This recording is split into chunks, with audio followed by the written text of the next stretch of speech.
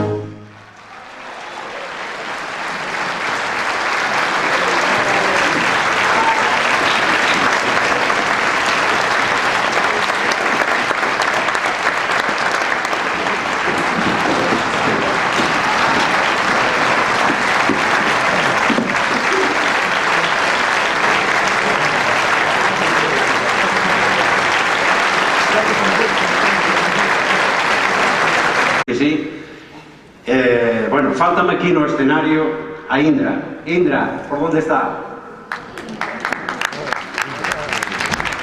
Fantástica, Indra.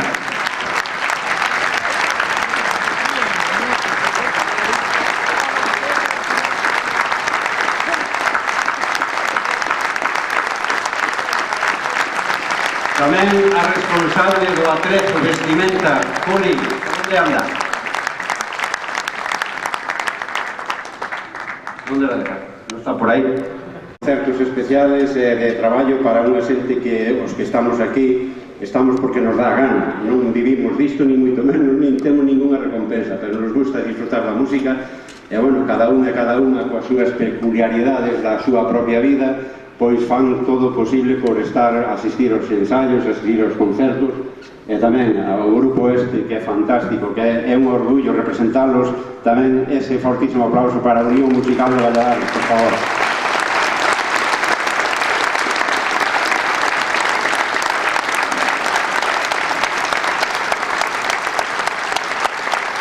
Volver a vernos aquí todos no 2025, gracias a todas e a todos.